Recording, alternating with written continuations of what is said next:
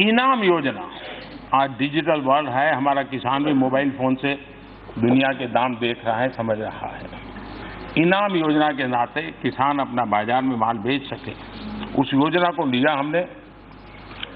और मुझे खुशी है कि गांव का किसान इस व्यवस्था से करीब 2.25 करोड़ किसान अब तक उससे जुड़ चुके हैं और करीब 1 लाख करोड़ रुपए का कारोबार किसानों ने अपनी पैदावार का इस इनाम योजना से किया।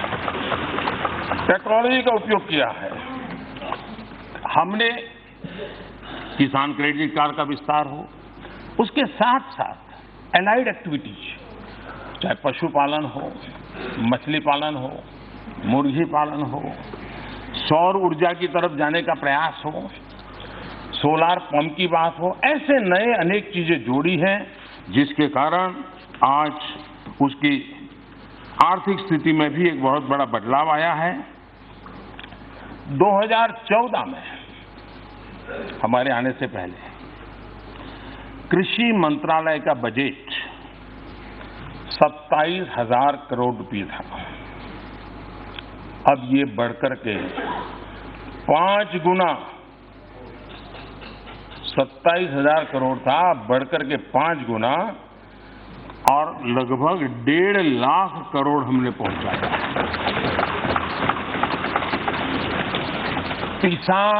पीएम किसान सम्मान योजना किसानों के खाते में सीधे पैसे जाते हैं। अब तक करीब 45,000 करोड़ रुपए किसानों के खाते में ट्रांसफर हो चुके हैं। कोई बिचौलिया नहीं, कोई फाइलों की झंझट नहीं, एक क्लिक दबाया, पैसे पहुंच गए। लेकिन मैं जरूर यहां माननीय सदस्यों से आग्रह करूंगा कि राजनीति करते रहिए, करनी भी चाहिए, क्योंकि मैं जानता हूं आपकी तकलीफ, लेकिन क्या हम राजनीति करने के लिए किसानों के हितों के साथ खिलवाड़ करेंगे? मैं उन माननीय सदस्यों से विशेष आग्रह करूंगा कि अपने राज्य में देखें, जो किसानों के नाम पर बढ़ चढ़ करके बोल रहे हैं वो जरा ज्यादा देखें कि क्या उनके राज्य के किसानों को पीएम किसान सम्मान निधि मिले, उसके लिए वो सरकारें किसानों की सूची क्यों नहीं दे रहे हैं, इस योजना के साथ क्यों नहीं जुड़ रहे हैं? नुकसान किसका हुआ? किसका नुकसान हुआ? उस राज्य के किसानों का हुआ। मैं चाहूंगा यहां कोई माननीय सदस्य ऐसा नहीं होगा कि जो दबी जबान में तो खुल करके शायद न बोल पाए, क्योंकि कहीं जगह पे बहुत कुछ होता है, लेकिन उनको पता होगा। उसी प्रकार से मैं माननीय सदस्यों के कहूंगा जिन्होंने किसानों के लिए बहुत कुछ कहा है, उन राज्यों में जरा देखिए आप कि जहां किसानों को वादे कर करके, बहुत बड़ी बड़ी बातें कर करके वोट बटोर लिए, शपथ ले लिए, सत्ता सिंहासन पा लिया, लेकिन किसानों के वादे पूरे नहीं किए गए। कम से कम मैं यहां बैठे हुए माननीय सदस्य, उन राज्यों के भी प्रतिनिधि होंगे, तो वो जरूर उन राज्यों को कहें कि किसानों को उनका हक देने में कोताही न बरते। माननीय अध्यक्ष जी, जब ऑल पार्टी मीटिंग हुई थी तब मैंने विस्तार से सबके सामने एक प्रार्थना भी की थी और अपने विचार भी रखे थे। उसके बाद सदन के प्रारंभ में जब मीडिया के लोगों से मैं बात कर रहा था तब भी मैंने कहा था कि ये सत्र हम पूरी तरह आर्थिक विषय, देश की आर्थिक परिस्थिति, इन सारे विषयों को इस सत्र में समर्पित करें। हमारे पास जितनी भी चेतना है, जितना भी सामर्थ्य है, जितने भी बुद्धि प्रतिभा है, सबका निचोड़ इस सत्र में दोनों सदनों में हम लेकर के आए हैं। क्योंकि जो देश, दुनिया की आज जो आर्थिक स्थिति है, उसका लाभ उठाने के लिए भारत कौन से कदम उठाए, कौन सी दिशा को अपनाएं जिससे लाभ हो। मैं चाहूंगा कि ये सत्र, अभी भी समय है, ब्रेक के बाद भी जब मिलेंगे तब भी पूरी शक्ति, मैं सभी सदस्यों से आग्रह करता हूं, हम आर्थिक विषयों पर गहराई से बोले, व्यापकता से बोले और अच्छे नए सुझावों के साथ बोले, ताकि देश विश्व के अंदर जो अवसर पैदा हुए उसका फायदा उठाने के लिए पूरी ताकत से आगे बढ़े। मैं निमंत्रित करता हूं सबको। और मैं मानता हूं कि आर्थिक विषयों के इस महत्वपूर्ण विषय पर बातचीत हम सबका सामूहिक दायित्व है और इस दायित्व बोध में पुरानी बातों को हम भूल नहीं सकते हैं, क्योंकि आज हम कहां हैं उसका पता तब चलता है कल कहां थे। और वो भी ये बात सही है कि जब हमारे माननीय सदस्य ये कहते हैं कि ये क्यों नहीं हुआ, ये कब होगा, ये कैसे होगा, कब तक करेंगे, ये जब सुनता हूं तो कुछ लोगों को लगता होगा कि आप आलोचना करते हैं। मैं नहीं मानता हूं आप आलोचना करते हैं। मुझे खुशी है कि आप मुझे समझ पाए हैं, क्योंकि आपको विश्वास है करेगा तो यही करेगा।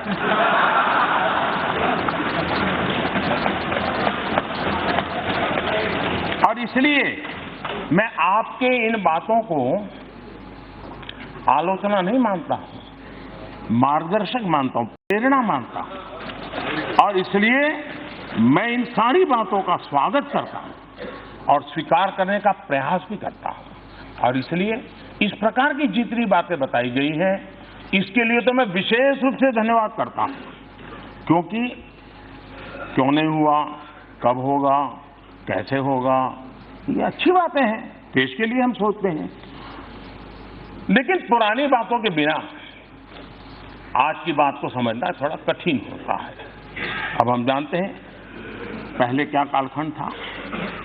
करप्शन आए दिन चर्चा होती थी, हर अखबार के हेडलाइन, सदन में भी करप्शन पर ही लड़ाई चलती थी, सब दूर यही बोला जाता था। अनप्रोफेशनल बैंकिंग कौन भूल सकता है, कमजोर इंफ्रास्ट्रक्चर पॉलिसी कौन भूल सकता है, और संसाधनों की बंदरबाट, माय गॉड क्या करके रख दिया था।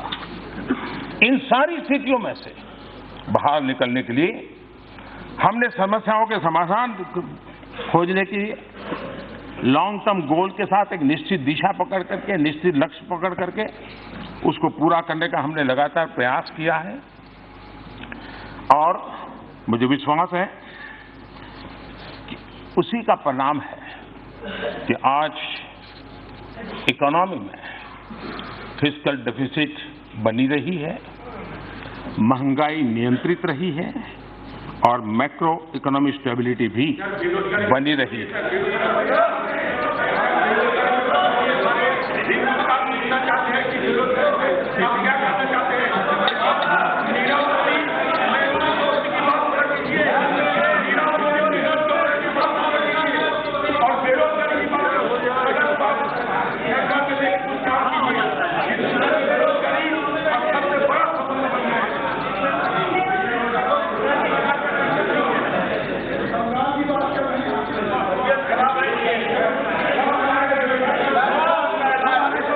मैं आपका आभारी हूं, क्योंकि आपने मेरे प्रति विश्वास जताया है। ये भी काम हम ही करेंगे। हाँ, एक काम नहीं करेंगे, एक काम न करेंगे, एक काम न करेंगे, न होने देंगे, वो है आपकी बेरोजगारी नहीं हटने देंगे।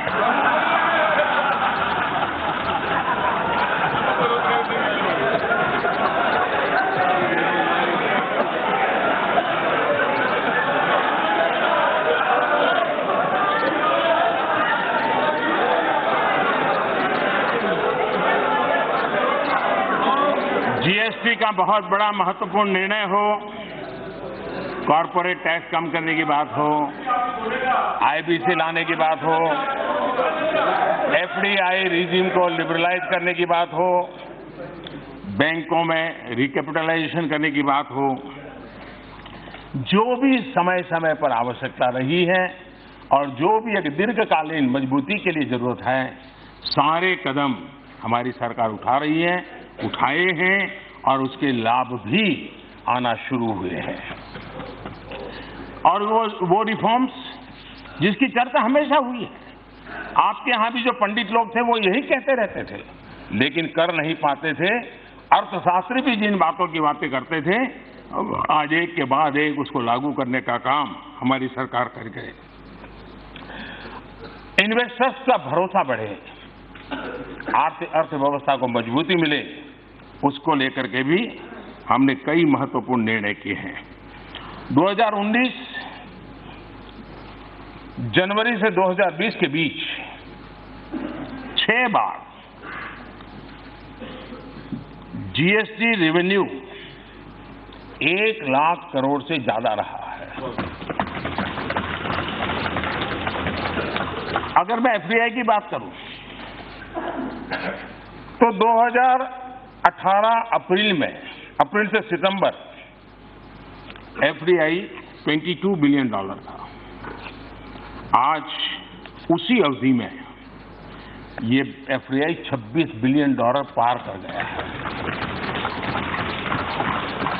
ये इस बात का सबूत है कि विदेशी निवेशकों का भारत के प्रति विश्वास बढ़ा है, भारत की अर्थव्यवस्था पर विश्वास बढ़ा है और भारत में आर्थिक क्षेत्र में अपार अवसर है, ये कन्विक्शन बना है, तब जाकर के लोग आते हैं। और गलत अफवाहें फैलाने के बावजूद भी लोग उनसे बाहर निकल करके आ रहे हैं, ये भी बहुत बड़ी बात है। पेट खाली बजाओ खाली। हमारा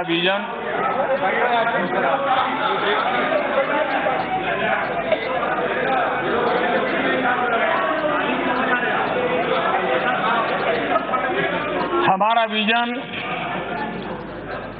greater investment, better infrastructure, increase value addition और ज्यादा से ज्यादा जॉब क्रिएशन पर है।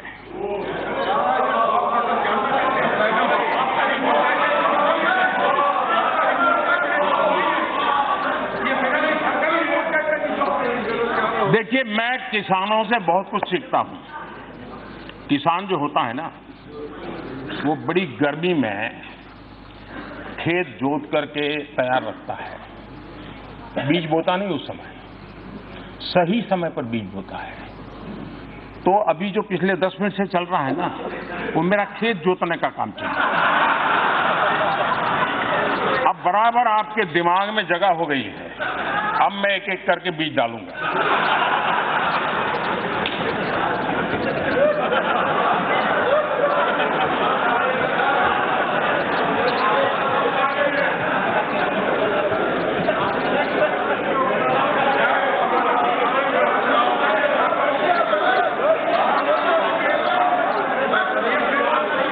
माननीय अध्यक्ष जी, मुद्रा योजना,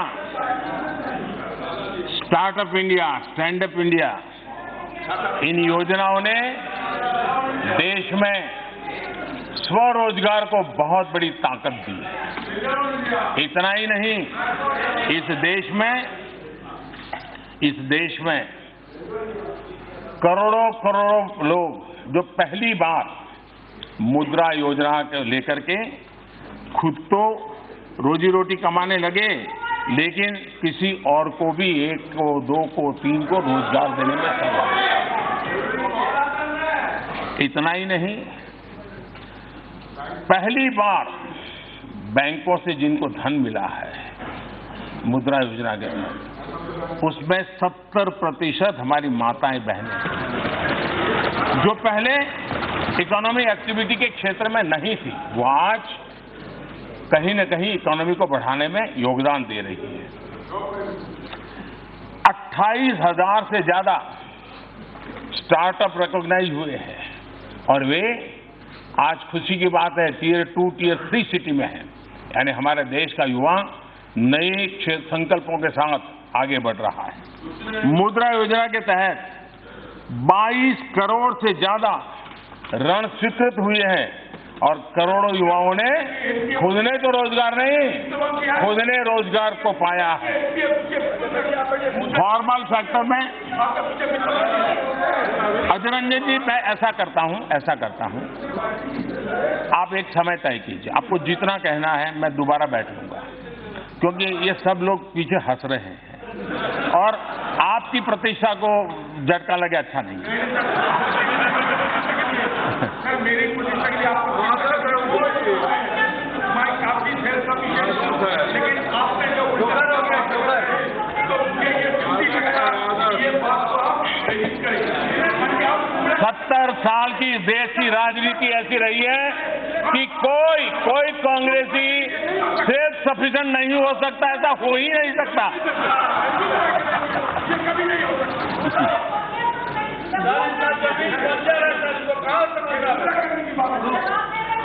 वर्ल्ड बैंक के डेटा ऑन एंटरप्रेन्योर्स, उसमें भारत का दुनिया के अंदर तीसरा स्थान है। सितंबर 2017 से नवंबर 2019 के बीच ईपीएफओ पैरोल डाटा में 1,39,00,000 नए सब्सक्राइबर्स आए। ये बिना रोजगार को कोई पैसे जमा नहीं करता है जी।